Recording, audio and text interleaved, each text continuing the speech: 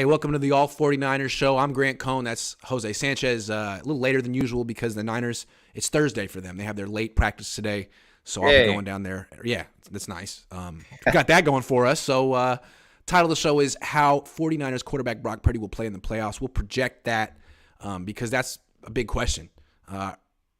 Earl Tolbert says, hey, Grant, I think you've fallen in love. Errol Tolbert, I think you've fallen in love with Brock, LOL.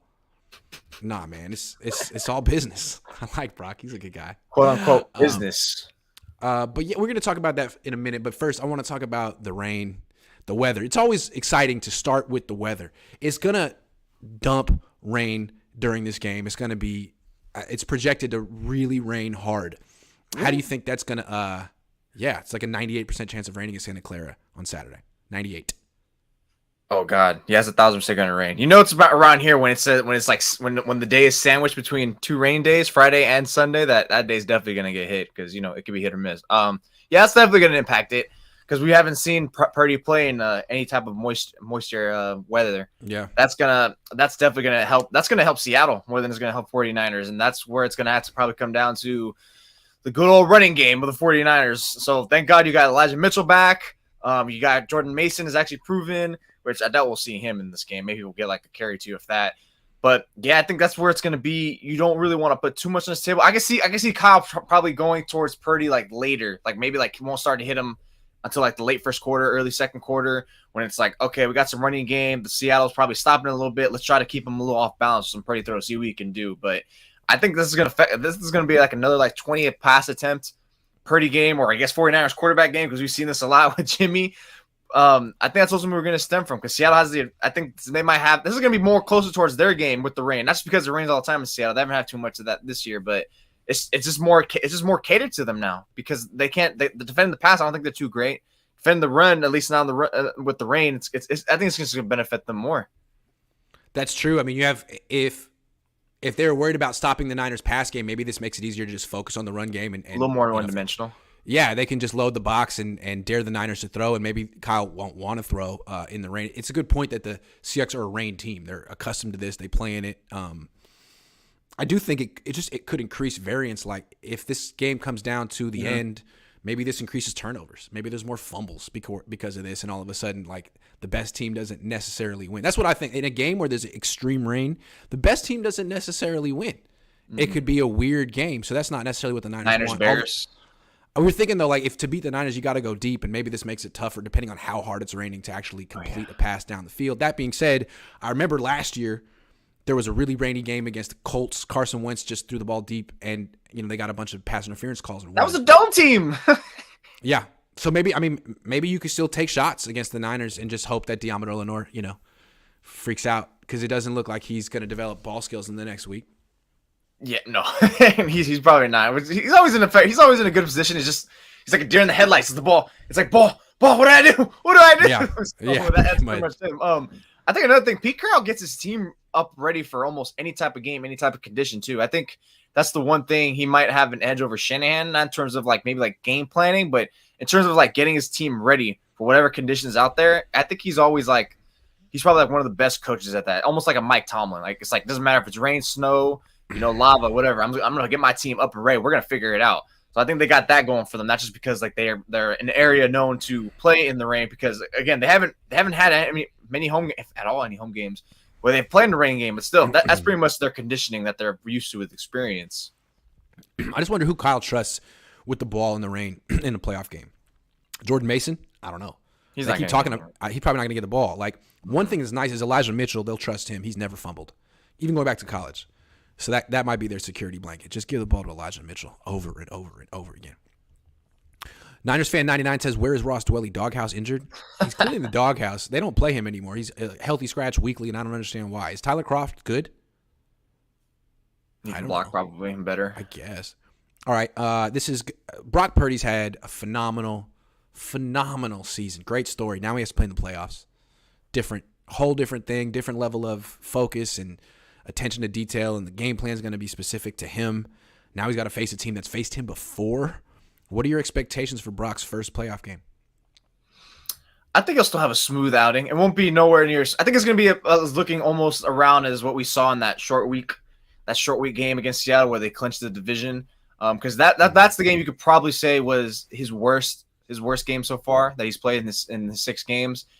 Because I mean, look, I know he was hurt, so he might look better, but I just want to factor in, like, another team who's seeing him again. Is a team who's very familiar with the 49ers, and then you throw in the rain element. How is he going to fare? So that's a question mark there.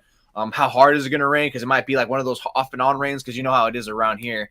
And if ultimately, is he really going to like crumble, or how much is he going to crack under playoff pressure? Because there's a difference. Personally, I don't think he's going to crack under playoff pressure, because I think his last 6 games have pretty much been close to that.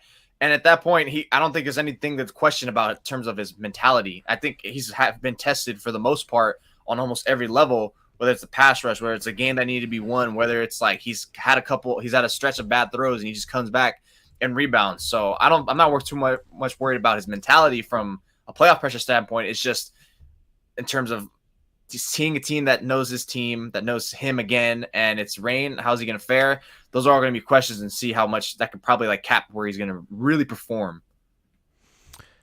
Yeah. I'm curious to see what the turnovers are going to be with Brock in this game, because again, I feel like that's the only way the Niners lose is if they turn the ball over. And he hasn't been loose with the football. Actually, his turnovers have been explainable. But this is a playoff game, and we've seen quarterbacks who've been really doing well just fall apart and give the game away. Is he going to try to do too much? Is he not ready for the moment? I mean, remember Brian Hoyer, his 5-pick game like 10 years ago? That was crazy. Who else? I mean, I guess that's it. Like Pete Carroll, good coach. Seen him before. Does he have a tendency on Brock? Is Brock going to try to do too much? Is he going to throw the pick that ruins the season? And you'd be like, well, what'd you expect? He was a rookie. I don't think they can do too much damaging things on Brock. I just think because it's going to be like another thing that they've seen in the rain element, because ultimately Seattle doesn't have like great talent on defense. They have like just a few players who are like worth noticing, and then other than that, they just have like a collective of units of guys who are like not bad players. But I think I would hope that we pound the chest. There's people that pound the chest and the table about the Niners have great talent is all around them. How many mouths are they going to feed? I mean, you even ask Kyle, like, hey, isn't it hard to kind of get all these players like the ball? And it's like, all right, if it is this hard and you have all this players, then it shouldn't be too troubling to damage the Seahawks defense. They might have your number for a stretch and for time throughout the game, but I don't want to hear nothing of that. And again, the rain probably will make it closer and better for Seattle, but I don't think it should be that much of an issue. It really does stem about, is Purdy going to fumble? Is he going to throw that pick game? Because, I mean, we haven't seen that from him yet. I feel like we're still waiting for him to see it, but maybe he just doesn't have it in him. But I understand this is probably the game where we do see it from him against a team that knows him in the rain and playoff, and maybe something different. It's a different element. I just don't feel like he's faced a team that's really game planned for him yet. I feel like every team that's faced the Niners down the stretch has really gone with their game plan for what what it would be if Jimmy Garoppolo were on the field. And they're different quarterbacks, and Brock Purdy keeps taking advantage of teams selling out to stop the run by just, rolling out of the pocket to his left, buying time, throwing down the field. I mean, all these explosives are wide open because teams aren't expecting them. Now, I mean, maybe there never will be a good game plan against Brock Purdy this season. Maybe it'll have to wait till next season. But Pete, if anyone can do it, it's Pete. Seeing him twice for the second time in a month. So I guess this is a huge test for Brock. Another one. Kaepernick didn't have much. I think the next year when Cap stormed onto the scene, his first year starting and getting the nod the rest of the way, like no one could stop him. And then the next year you saw like more like, okay, he's getting capped a lot more now than he is like last season. Is he starting to get figured out? Is this formation getting figured out? You know who could stop him though? Always Pete Carroll. Remember 2012? They went to New England, beat the Patriots, came back, got stomped the next week by Pete Carroll. That was Kaepernick. Keith Murphy says, "I know Kyle was a big fan of Breeze. Do you think he thinks he has found it in Brock?" I don't know about that. I don't know. They thought they were getting Nick Mullins when they drafted Brock Purdy. I don't know how much they've reoriented their thinking. Kyle might just be in his. I went back to watch some of his Chiefs game, Brock Purdy. And I was like, God, who would have thought that this would have been the same guy? I know it's a very, very small sample size, but so is this, and he's beating it. He's beating it way past and beyond what we thought could he be. To be fair, was he playing with other backups in that game? Was that he was, but I mean, he didn't look great. The Chiefs weren't either. The Chiefs were pointing out their studs or anything. True. They've been pulled out of that game. That's true. That's true. Ezio Sanchez says NFL is being greedy, putting 2 number 7 seeds. Dolphins and Seahawks are not playoff teams. If any of these teams pull the upset, it's bad biz for the NFL. That's true. 7 seed. The Niners are not going to lose to a 7 seed. I was so against adding a 7 seed playoff team because number one, I hate it. It felt like the number 2 seed got really screwed in favor of a number 7 seed of desperately getting in, and it's like, who okay, why? Who? Oh yeah, agree with that. Jeffrey, thank you very much. All right, let's do it. Should the Niners be worried about Geno Smith? This is a bonus topic. Like, I've written him off because the 2 times he played the Niners, he didn't look good or confident. But it's the Niners, and he did apparently have a great season. And everyone I talk to that covers the Seahawks are like, man, he's going down the field. He's really good. And I keep going back to 2 weeks ago when the Niners made Jarrett Stidham look great, and Geno's better than Jarrett Stidham. So should the Niners be worried that Geno Smith has now, in his 3rd time facing him, watching how other quarterbacks have had success, that he will finally figure it out and play to his full potential against the Niners? Yeah, that's going to be the huge test, and I think he should, and I think he will, and if they don't, then wow, they deserve to lose. Geno, I mean, I've been on the Geno train since like week 5. It's like wow, this guy's actually pretty solid, and then it's like, whoa, I know he had a bad month. I think he kind of had like a bad December, but it wasn't like terrible. Ultimately, he was still doing him. He was moving around a little bit. He was like chucking it deep. He wasn't afraid. And that's the best thing. He's not turning the ball too much over.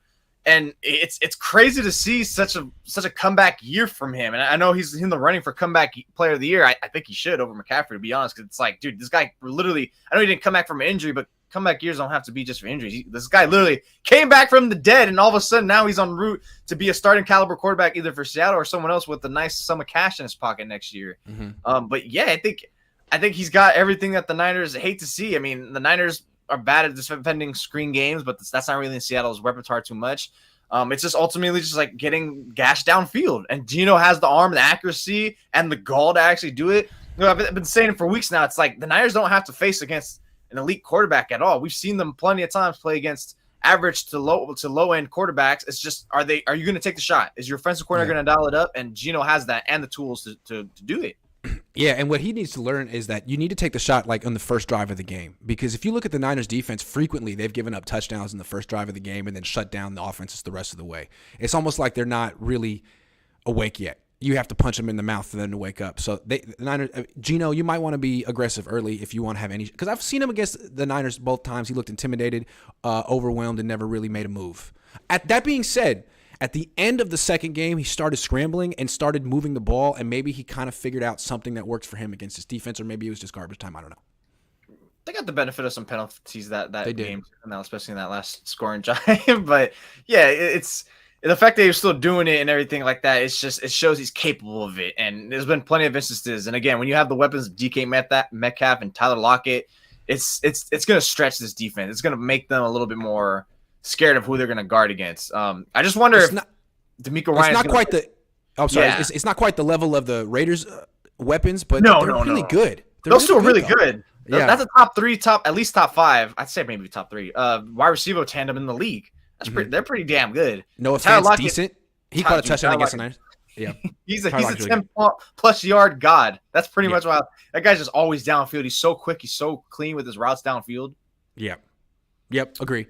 Traverse Ward on DK Metcalf again? I would think so. Have to be, right? You can't let Diamond Lenore take that matchup. Why would you let that happen? You can't let that happen. Especially when you already have evidence that's like, dude, he put the clamps on him. He put the clamps on them. He put this guy in jail. Travarius Ward did on DK. So make him be an eraser. And that's another thing that what DeMeco said like a week or two ago about like not having his players or Travarius Ward specifically shadow more. And it's like, I get that, and it's just pretty much based on coverage and won't be predictable. But it's like, yeah, DeMeco, I mean, it's pretty much predictable pre-snap who's guarding, who Diamondor Lenore is guarding, and your quarterback can instantly just be like, I'm going to target him. Just make him be the racer, and then use your other guys to adapt around the other guys. I feel like just part of the problem, though, with Seattle is that their offensive coordinator is not good. Shane Waldron. He's like one of these Sean McVay disciples, and the Niners own those coaches. DeMeco owns those offenses. Like the best chance you have against DeMeco is coming from a different tree, the Belichick tree, the Andy Reid tree, something else that he doesn't see every freaking day, every freaking week. And the Seahawks don't have that. So that's why they average like 4.6 yards per play the first time and 4.5 yards per play the second time. Like DeMeco eats this dude's offense for breakfast. I'm sorry.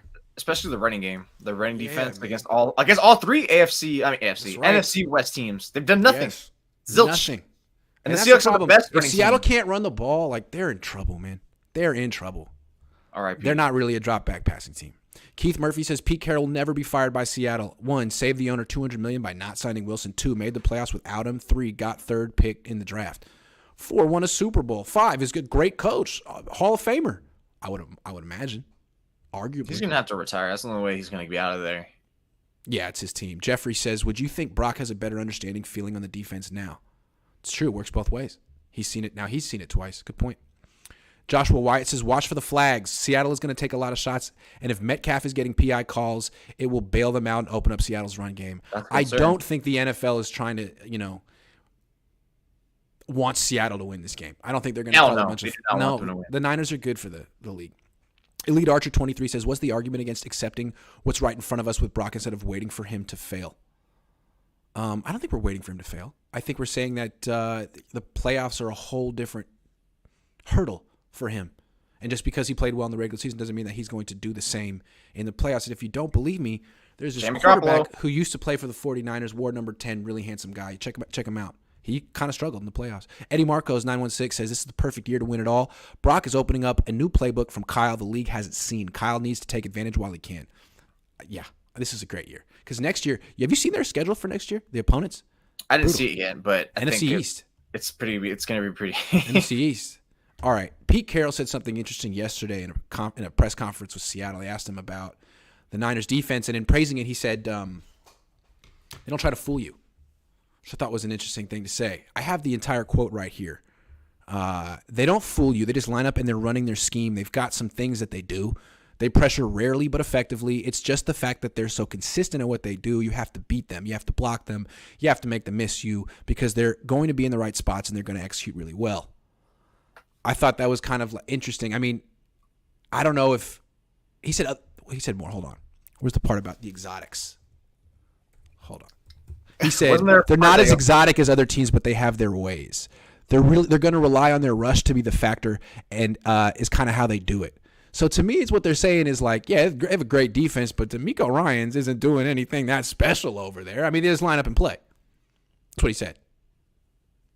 Now, you could argue, why would you try to fool people if you have such a good defense? Like, keep it simple if that works, right? That's true. I don't know. I think maybe because there's evidence that DeMeco does, mask around his defense. I just think that Pete's already seen his scheme and everything so much. That's the familiarity aspect. I think that's why there's always going to be that off chance that, again, the conditions, you've seen this team again for the third time. I think this is why, there's always that record is like, hey, when you face a team 3 times in a season, it doesn't usually work out for the team who's been winning the most, a la the Rams last year. But the Seahawks are a less talented team this year. But Pete Carroll, I think what he just sees is I think he's trying to like make his team more calm and like, hey, don't be fret that it's an elite defense. We can do this. I mean, the first game of the season, week 2, that's a wash. That wasn't us. The last game we saw against them, we lost by a score, even though it wasn't really that close. But what's also the part where he also said that, unfortunately, we got to play the Niners. Like he's trying to like also lower the Niners guard or something like that. Yeah. He's just using his word like a magician right now. He is. I just think it's interesting. Like he's a defensive coach, and I think Seattle does try to fool you. And what's interesting, I sit pretty close to Dante Whitner in the press box, and he played for Fangio, who they were all about, not showing you what their coverage shell was going to be before the snap. So I hear him all the time in the press box being like, man, the Niners really don't disguise their coverages. And he's kind of like bemused by it because they did and the Niners don't, and they don't have to. They don't get burned very often. And now Pete talks about it too. I mean, I guess it's something like, if you don't have to be tricky, why be tricky if you're just going to kick the shit out of everyone? I get that. But it's interesting to see someone call it out, and maybe that's why they've been giving up explosive plays down the field is when you can block this D-line, you know what you're getting down the field, and you can attack it. Mm-hmm. And they already know where the D-line, though. It's literally just a two-read offense. It's like, I'm going to look at Diablo Lenore. Or I'm going to look at Talanoa Hufanga or anywhere center field. They're not going to worry about Ward, even though Ward's been picked on several times this year. But it's like, the odds of him, a receiver getting wide open like that against Ward. And then I think that's only if you have a good quarterback that can attack Ward. You try to get Hufanga to bite on something underneath, either a play action fake or an underneath route, or you just take a shot at Diamador and throw a 50-50 ball and bank on him not making the play. That's the two best things you can do against the Niners. That's pretty much like the Raiders' game plan, and it works so well. It's like, all right, we're just going to pick on two guys all day, and we have the talent to also, so damn, it worked. The other thing the Raiders did to stay ahead of the chains was run the hell out of the ball.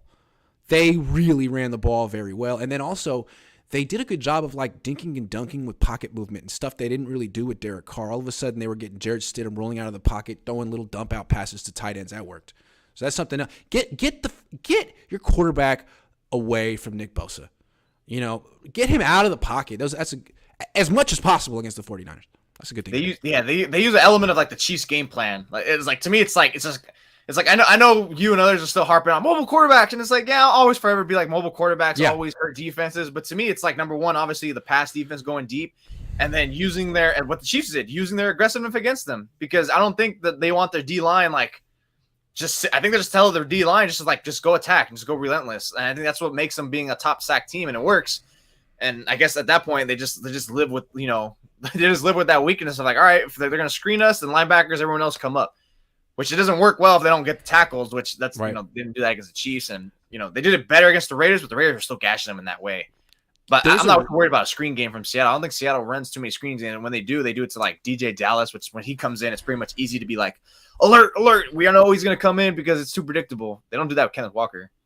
There's a reason that Russell Wilson was 17-4 in his career against the Niners, and I know the Seahawks can't stand Russell Wilson. Yeah, like I get that their team culture is way better without him there, but Geno needs to look at what Russell Wilson would do against the Niners and try to do that stuff, because he was too timid the last few games, and you need to be scrambling. You got to scramble, and you got to get out of the pocket and throw down the field. And Russell Wilson would do that relentlessly and feel like, if I just do this enough, I'll have a few big plays. The game will be close. I'll win. And it almost always worked for him.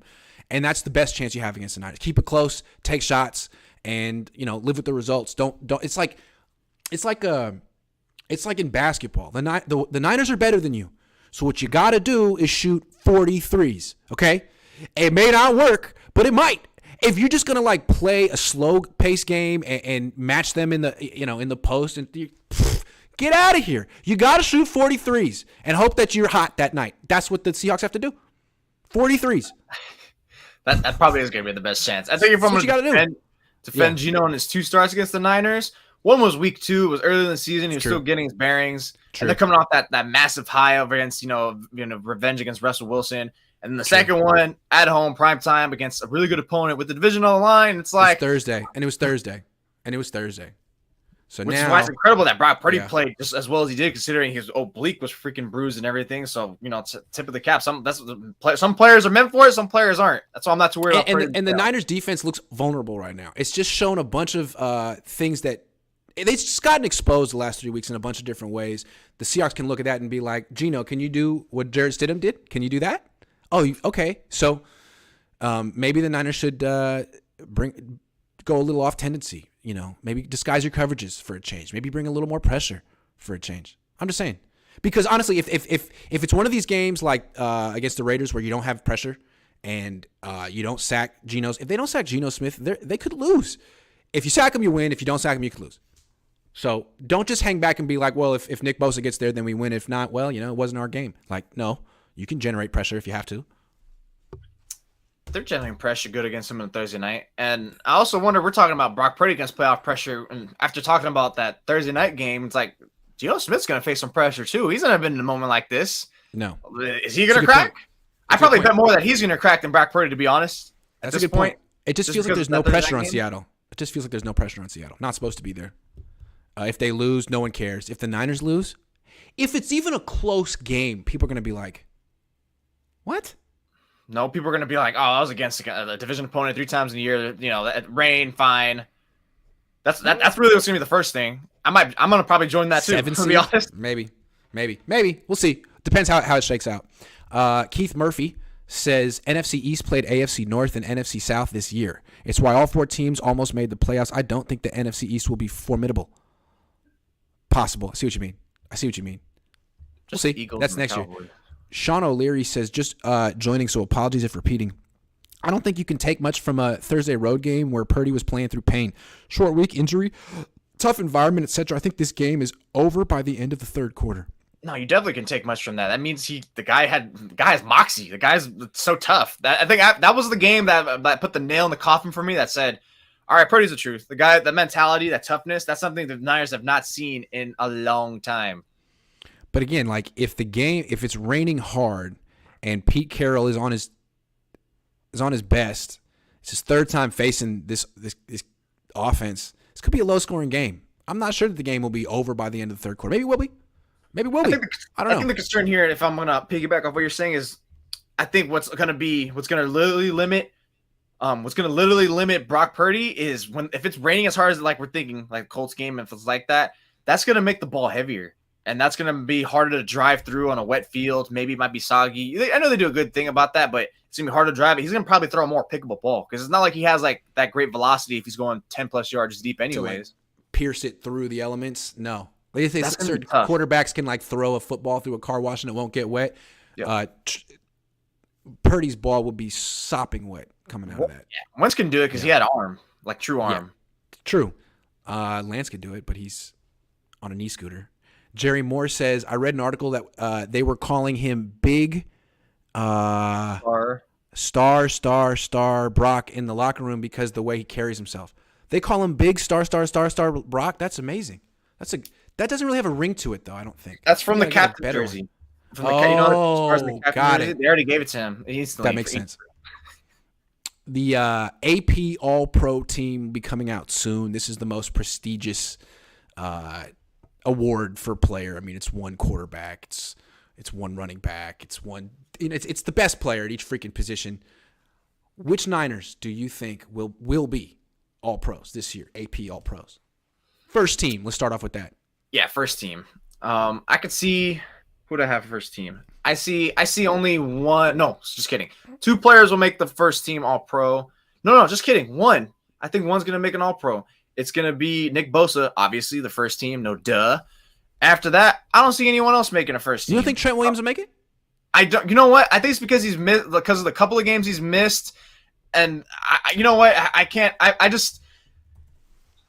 think there's probably going to be looked at as another offensive left tackle that might be in terms of not better than him, but better this season. I think he could get it. And he probably should get it, but I think ultimately, he might get because of the couple games. Andrew Thomas with the Giants could be him. It could be him. It's just like I said, it's not like I have anyone else on my eye, but it's like well, I just feel like because there's been he's missed some games, and then Taylor Decker, Laramie Tunsil. Yeah, there are guys. You're right. There are guys. Could be him. What about Fred Warner? Yeah, he'll get that. I'm a fool. I think he's definitely gonna be the first team. I'm not sure who else on linebacker actually is out there. To me, I would, if I were picking the 2 linebackers that I think should be all pros this year, to me, it's Greenlaw and Bobby Wagner. I thought Bobby Wagner was, on a bad team, that dude was really good. 139 tackles, Greenlaw had 127. Fred Warner had 135. Fred Warner was really good too. You could argue him. I don't know. But I think I'd be cool. Fred Warner's got a bunch of awards already. Greenlaw's got nothing. It'd be so cool if the AP figured it out and gave him his props. You could argue both of them should be all pro.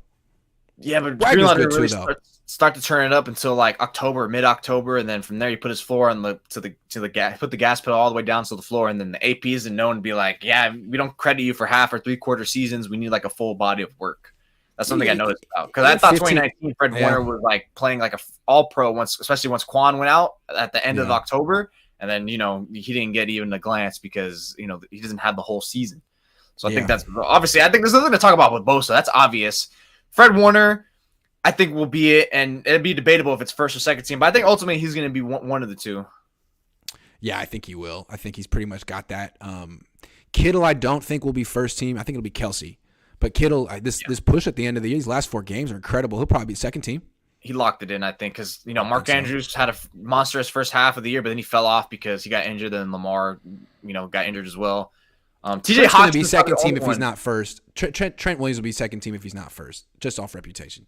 He's going to be an All-Pro 1,000%. There's no way he's not going to be an All-Pro. I mean, first team or second team, it doesn't. I don't think Juszczyk will make it. They don't have like a fullback spot. No, they don't have a fullback spot. I always personally like to call him that All-Pro Juszczyk, just because it's like, dude, come on, they're over here screwing him. The question is McCaffrey. What's going to happen with McCaffrey?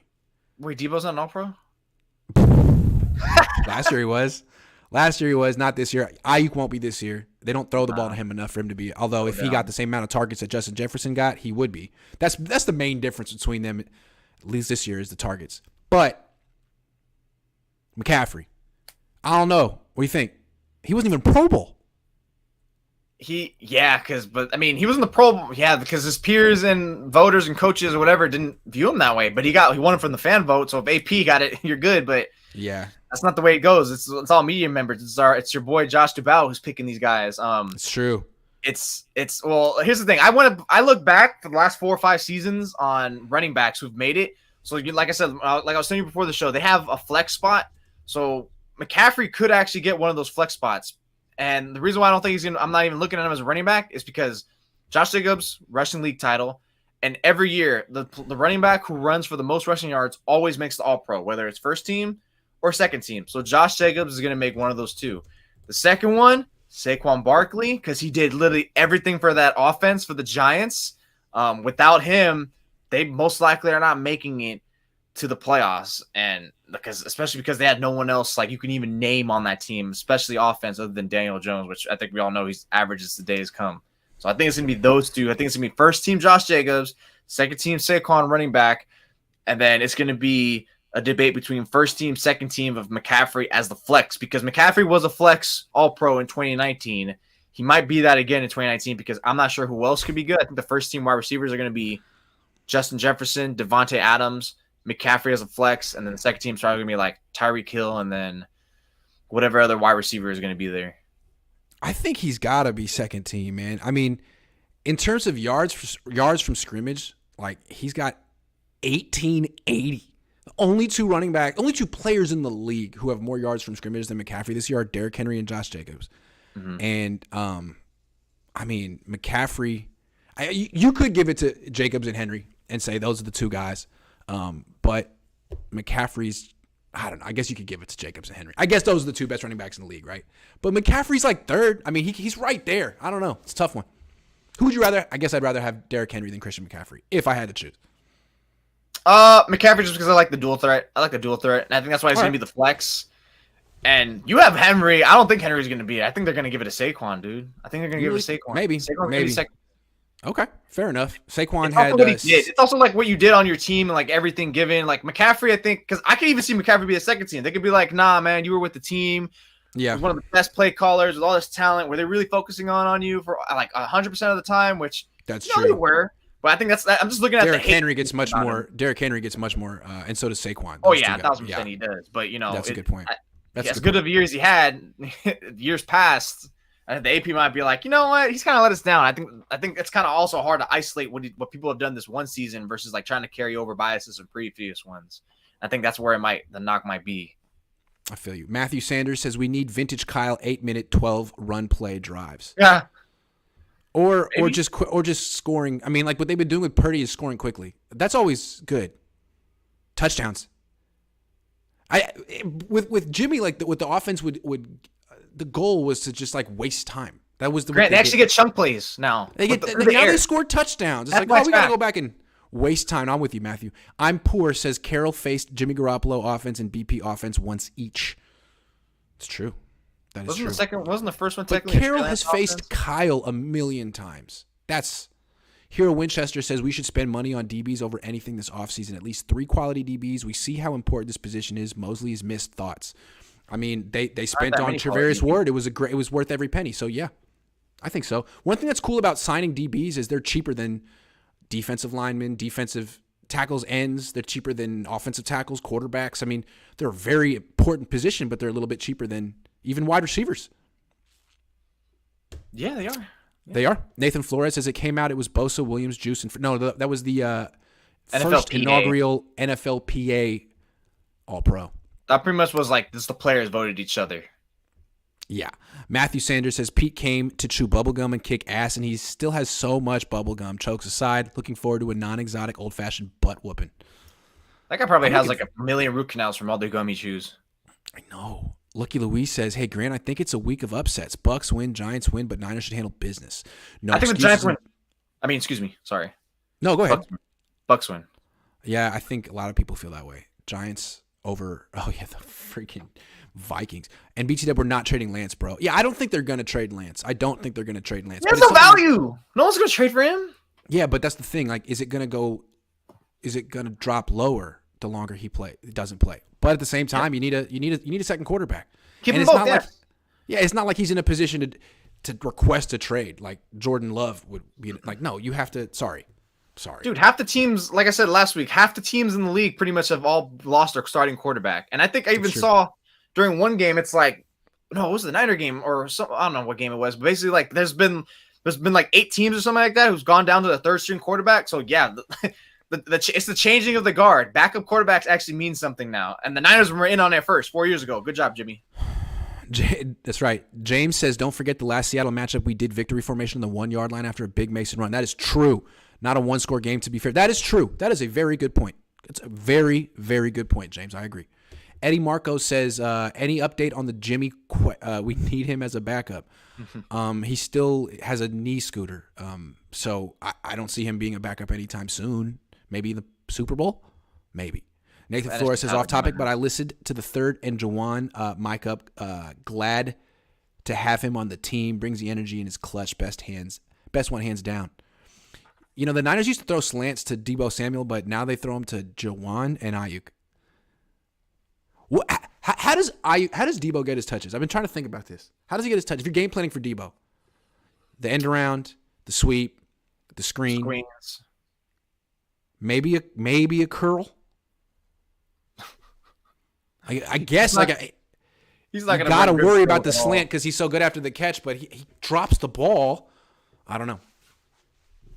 I think it's also I don't know. I think he just like doesn't know how to sell his slants as well. He just runs straight across, and it's like there's variants of like slant. It's like just run straight in. Sometimes they want, or they'll make you run like a yard or two up, hezzy, and then go just to like keep your defender guessing, so you have that window. Yeah. I mean, you never know. Kyle would force it to him. We've seen it before. He did it week 1 where it's like, Kyle, Deebo hasn't played at all. You're over here giving him all the touches. I mean, he's done it before. I wouldn't shock me. Yeah, but now that Christian McCaffrey's here, there's no reason to force the ball. Yeah. I mean, Kittle's hot. McCaffrey's on fire. Ayuk's hot. No reason. Also, Ray did Debo's job better than Deebo did it when Deebo was out. Kira Bell says, kind of crazy to think how the last 5 playoffs the Niners have appeared. They've at least gone to the NFC Conference Championship. Last 5. It's true. They don't really have like a one and done experience. When they get there, they go deep. They're serious. Anthony Adams says, for me, this game determines what Kyle is as a coach. If we win SF to the Super Bowl, Pete would be the first legit coach Kyle's beaten in the playoffs. Kyle did beat the Seahawks when he was an OC in Atlanta. He beat the brakes off of them. I think that's what sold him to the Niners. As a head coach. Yeah. Anthony Adams says he eats mediocre coaches alive in the postseason. Getting past Carroll would essentially be Steve Young defeating SD, monkey off his back moment. Sure, I hear you. Matthew Sanders says, bro, whoever's selling knee scooters in the Bay Area, bacon. All right, last question. How far do the Niners have to go for this season to be a success?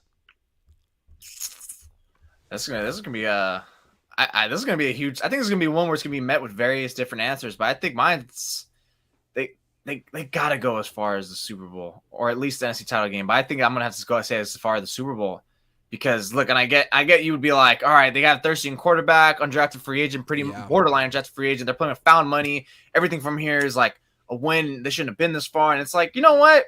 No, expectations change, especially in the NFL. Like after 2 to 3 games, opinions, even week to week, opinions can change hella quickly. That's how much these games mean. This is why the NFL is king. Everything can change.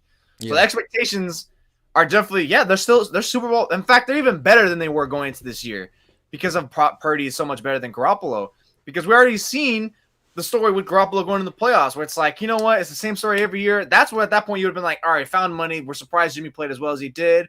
And why are we shocked you played bad? They won a game or two in the playoffs. But now it's like you went Purdy. They have elevated.